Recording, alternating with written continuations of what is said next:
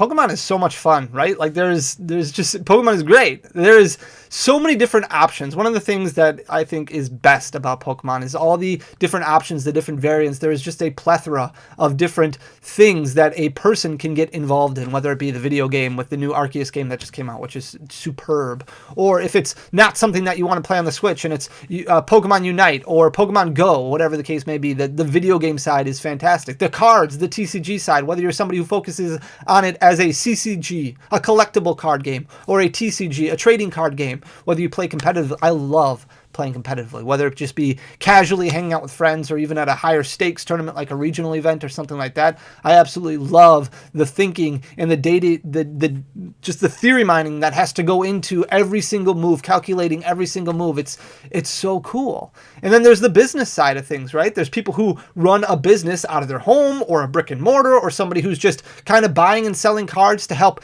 kind of feed that fund that they use to increase their collection.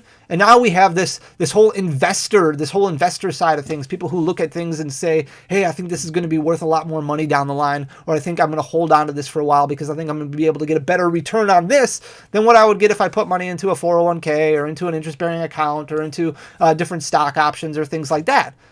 There are so many different options. And the great thing is that there's a space for everybody. And that's something that I really, really love. One thing that really attracts me to Pokemon and that I really enjoy is data. I really, really like looking at data from a long time ago growing up. I used to love studying baseball cards. I love baseball. Baseball is by far my favorite sport. And just going through baseball cards on the back, I'd always look at the back, the stat line, before I'd even look at the front of a card to determine, hey, how does this person impact this team? How does this person help this team? And I always just found it very fascinating. And as I started getting more and more involved in Pokemon, understanding that data, understanding those stats has really helped me make better decisions when it comes to spending my financial investment, when it comes to spending money for my collection. And even if value isn't important to you and you would rather focus on the card artwork or anything like that, you still have to understand that getting the best bang for your buck when it comes to Pokemon is important. This is a hobby. This is supposed to be a lot of fun. It's not supposed to make you go broke. You want to go to the store and find the items that are on sale. You want to go car shopping and find the best deal. Making sure that you allocate the appropriate amount of funds to your Pokemon collection is important, because then it helps you invest other dollars into other pieces of your Pokemon collection or other pieces of life, which is super important.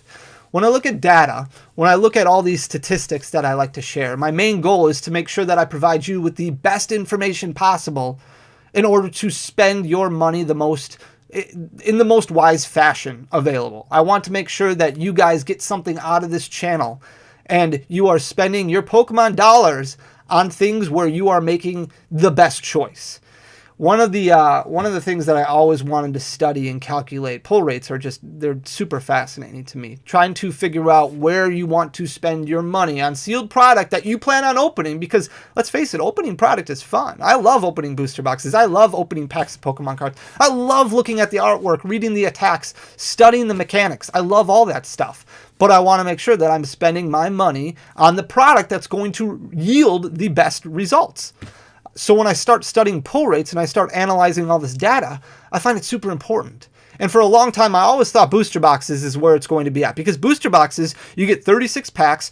MSRP, manufacturer suggested retail price, is $144. But for the most part, since you're buying 36 at a time, you're kind of buying in bulk. A lot of companies offer a discount to the point where you can buy Chilling Reign, Battle Styles, Fusion Strike for about $90. That's like $2.30 a pack. Way better than what you would find at Walmart at $4 a pack or $4.18 a pack. You usually get a little bit better of a price. Now, that wasn't the case necessarily for Brilliant Stars leading up to release day. For about a week before, prices were a little bit above MSRP. But now things have come back down to earth a little bit, where it's $120, $125, $130 for a booster box, which is $15, $20 off of MSRP, which is super cool. But one thing that I've always wanted to know is, how do booster box pull rates compare to all those other ancillary products, all the sleeve boosters, all the Elite Trainer boxes, all those 3-pack blisters? Because there's a lot of people out there who say when you go to the store and you just buy 36 sleeve boosters, you're going to pull a lot better than buying a booster box. And I've always wondered, is that really the case? Because I'm of the firm belief that every single pack is viewed the same. Like they just print a bunch of cards, evenly distribute it throughout all of the packs, and you're going to have the same pull rates with sleeve boosters as you will with booster boxes. So I asked you guys for help, and you guys delivered in my Discord server, and I'll leave a link down below. I asked you guys to report your pulls, take pictures, let me know what you pulled out of all of those ancillary products, all of your 3-pack blisters, all of your Elite Trainer boxes, all of your sleeve boosters, so that way I could compile all the data and determine once and for all, finally, what product is the best to be spending your money on. Unfortunately, I didn't get quite big enough of a sample size that I would really like. We have over 1,000 packs of data on each of those products. I would really like to get about 5,000 packs of data. So if you're not currently in my Discord, I highly recommend joining it. We're going to do this again for Astral Radiance and try and get the best possible understanding that we can. But for the sample size that we have, I think it is going to deliver at least a little bit of intrigue to you guys to determine, hey, maybe I should be spending my money here instead of there. So we're going to look at the data. Before we jump into things, I do want to remind everybody we are giving away 10 packs of Brilliant Stars every day for 23 days. We are on day number 3. Congratulations to Isaac for being the winner yesterday. To enter, all you have to do is go back to the video that I posted last Sunday where I talk about Brilliant Stars rumors, celebrations rumors. Leave a comment, leave a like, and then make sure you are subscribed. If you appreciate this kind of data, please hit that subscribe button down below. It goes a long way. It's one of the most simple things that you can do to show your support to the channel. And this took me a very, very long time to compile all this data. So if you could, I would greatly appreciate it. We are going to start off with sleeve booster packs. We had a total of 1,274 sleeve booster packs that we were able to look at data for. Now, this is just based off of pull rates altogether. I separated them by rarity. I do not have specific individual card data because that would have taken me days, weeks probably, working nonstop around the clock to compile. So we're going to start off looking at trainer gallery cards. There were 160 that were pulled out of those 1,300 packs, which means that 1 out of every 8 sleeve booster packs that you buy at the store, you're going to pull a trainer gallery card. So if you go to Walmart later, you buy 8 packs, you should pull at least 1 trainer gallery card out of there. That means if we break this down into booster boxes, 36 packs, you're looking at about 4.5 per booster box, which is slightly above what you would normally get with a normal booster box, which when we looked at the pull rate data from yesterday, a normal booster box yields about 4.33 trainer gallery cards per box. If we look at regular art cards, pretty much the same thing, 1 out of every 8, slightly less of a pull rate per box than what we saw out of booster boxes. Typically in a booster box, you're going to get just under 5. If you buy 36 random sleeve booster packs, you get about 4.5. VMAX, 16 of them. Pretty much the same thing again as what you get out of a booster box, 0.45. V-Stars, again, really, really close. This is proving that these are very, very close numbers. 0.51, so about 1 out of every 2 booster boxes. Same thing as the booster box pull rate data 1 out of every 2. Here's where it gets a little bit different. Out of all the 1,274 packs that were opened, only 20 full arts were pulled. So 1 out of every 2 booster boxes, basically 0.57. Whereas with a normal booster box, it's 0.84. Full art trainer. So some of these upper rarity cards, some of these higher rarity cards seem to be a little bit more prevalent in a booster box than what we saw in sleeve boosters. So 0.28. So 1 out of every 4 boxes roughly. Whereas in a booster box, it's closer to 1 out of every 2. Alternate arts were actually a little bit higher, 0.34 per booster box, as opposed to a booster box which is 0.22. We pulled 12 alternate arts. Rainbow rares, a little bit closer to the same, but a little bit lower. 16 rainbow rares that were pulled.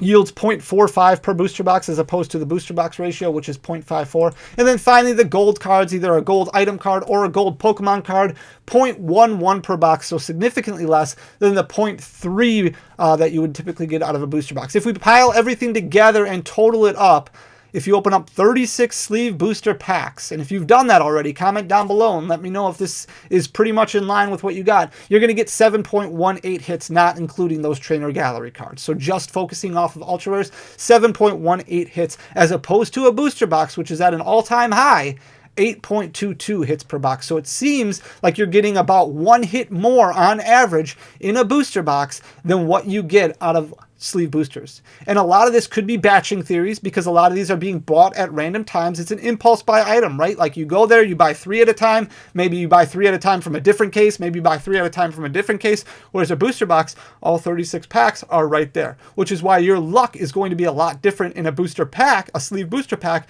than a booster box where you're kind of not necessarily guaranteed one of those secret rares, but you are more likely to hit it. And whereas a sleeve booster pack, you might have bought 10 and you hit one already, but then you might go 0 for your next 30. If we look at 3-pack blisters, there was 1,368 packs that were open. That is a total of 38 booster boxes worth of 3-pack blisters. We had 156 trainer gallery cards, which is 1 out of every 8.77 packs. So only 4.11 trainer gallery cards per 36 packs. So quite a bit lower than what we saw out of a booster box, which is 4.33. There were 156 regular arts that were pulled, which is again 8.77 packs, 4.11 per box, as opposed to a normal booster box, which is 4.92.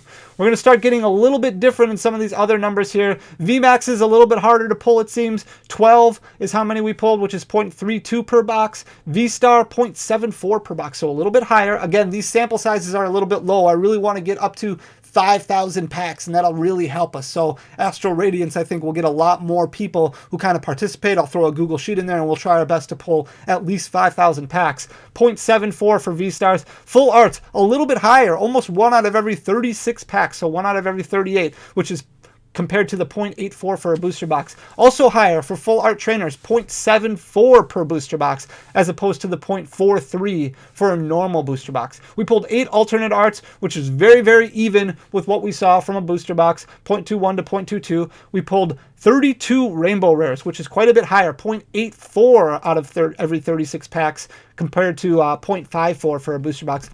And then those gold cards, pretty much the same, 0.32 as opposed to 0.3 for a booster box. If you total everything together, you're looking at 8.21 hits, not including trainer gallery cards, compared to a booster box, which is 8.22 hits. So opening 3-pack blisters versus booster boxes, this is proving there is no difference. It's pretty much the same. There might be a little bit difference in rarity that we see, but overall, you get the same amount of hits. If we look at elite trainer boxes, and a lot of these elite trainer boxes, unfortunately, I couldn't separate from Pokemon Center exclusive, which is 10 packs, to a normal Elite Trainer box. The Pokemon Center Elite Trainer box that a lot of people were posting were absolutely loaded. So these numbers look a little different. It really begs the question, are the Pokemon Center exclusive Elite Trainer boxes better pull rates than a normal Elite Trainer box, than any other product? They might have, that might be the best bang for your buck right there. And that's what this is showing. Whether that's true or not, I would like a lot bigger of a sample size, but I find it very interesting.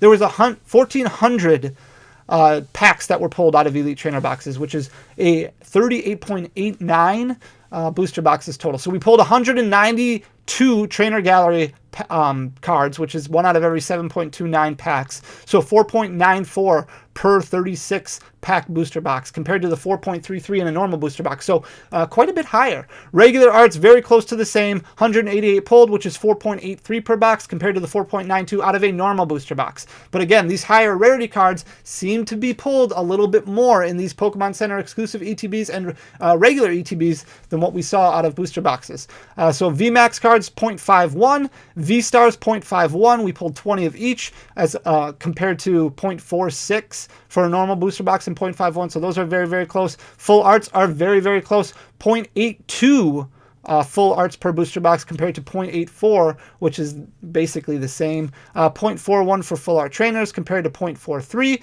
And this is where things get a little bit higher. 0.72 for alternate arts. So 28 alternate arts were pulled, which is a huge increase of the 0.22 per booster box. This means that 1 out of every 2 boxes, basically, you're going to pull an alternate art. So 1 out of every, 6 Elite Trainer boxes, roughly, is going to give you an alternate art, which is very, very interesting. Rainbow rares, 0.62 compared to 0.54. We pulled 24 of those. And then gold cards, there were 16 of them pulled, 0.41 to 0.3. If you total everything together, you average 8.85 hits per 36 packs out of Elite Trainer boxes, compared to 8.22 hits per booster box. I hope you guys are all staying with me. I hope this makes sense. So you have a better pull rate. It appears, again, sample size is a little low, a better pull rate from those Elite Trainer boxes than you do from a normal booster box. If we total everything together, things are very, very close. I'm not going to go through all these numbers because I know the video is running a little bit long, but if we total everything together, add all these ancillary products together, you're averaging 0.8 or 8.1 hits, not including trainer gallery cards, per booster box, as opposed to a booster box right now, which is 8.22 hits. Now, we'll see if there's any difference in Wave 2. Wave 2 is already scheduled to come out next week. They're shipping next week at a lot of distributors, so at the end of next week, a lot of companies, a lot of storefronts will already have Wave 2 in, and that was supposed to be coming at some point in April. I would assume it's all going to be the same, and Pokemon just held back on a lot of product, and now they're shipping it out right away.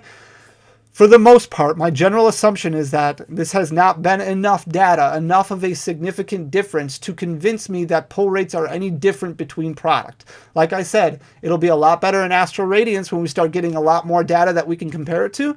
But out of all the packs that were opened, when we compare booster boxes to these ancillary products, for the most part, it seems like everything is very, very close to even.